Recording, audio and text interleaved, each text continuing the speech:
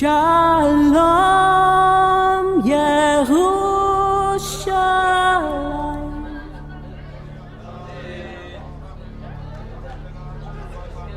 Zeu shari Rashechem.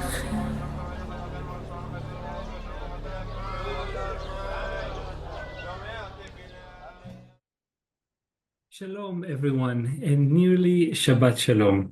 Today is Friday. Today is the 13th day of the Hebrew month of Tammuz, and today is also July the 19th, and we are about to read the seventh portion in the book of Numbers, and that is the portion that talks about the whole thing with Balak.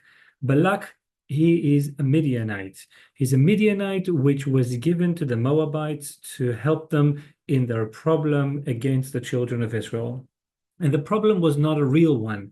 It doesn't say that the children of Israel were about to attack the Moabites or they were about to go in their land without permission. On the contrary, they sent a message to the Moabites saying, I would like to pass in your land, and I will not touch anything. I will not touch your water, I will not touch your crops, anything. I just want to pass through to get to the border of the land of Canaan easier in an easier way. And the Moabites refused. So the children of Israel made a detour. They passed the land of the Moabites because they were not allowed to go in. So they had no reason to be afraid, to physically be afraid of the children of Israel. The fear was a different one. The fear was that once the children of Israel go into the land, the process will be completed. Something will change in the world. There is this nation which came out of Egypt, and they're walking in the wilderness, carrying on their banner the name of the Lord, bringing news. They proclaim something new to the world. The world is not the same anymore. And that people is going into the land, and they all know that once they are in the land, the process is completed and the world will be different. There will be the people keeping the word of God in the land of God. And that's what they are afraid of.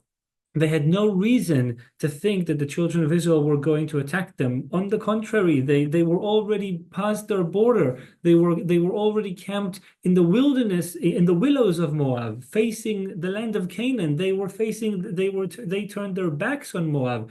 There was no real threat, physical threat. The threat was a spiritual one. And the Moabites don't know what to do, and they speak to the elders of Midian, and the elders of Midian suggest that the Moabites will take Balak, the son of Zippor, who was a Midianite, to rule over them and to help them solve this problem that they were facing. Balak knew what it was to speak a spiritual language. Balak himself had forces or powers that he possessed. When Balak is sending his delegation to Bilam to a very distant land, he sends his people with magic in their hands. What does it mean, magic in their hands? Balak possessed power. He wanted to signal to Bilam, look, I understand the language that you speak. I understand your work. We are colleagues. Come and work with me. He was very powerful himself, yet he understood that he won't be able to do it by himself. So he invited Bilam to come and assist him.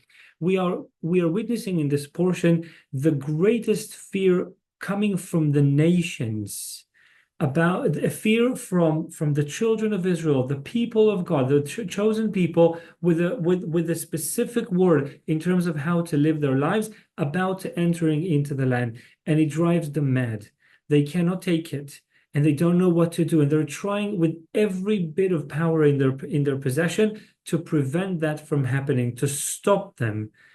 Don't change the world. Don't bring news about salvation or redemption or forgiveness or godly or divine presence in our lives. We are good the way we are.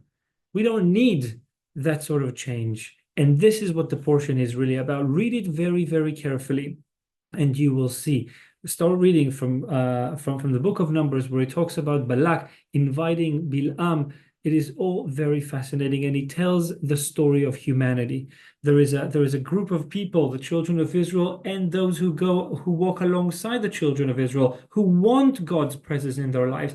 There is those people on the one side, and there is anybody who feels intimidated by this, people who are driven by the force of the enemy. And they will try to do whatever they can in order to prevent that from happening. And I think this is a story that happened, over 3,000 years ago, but it is as relevant nowadays. Shabbat Shalom.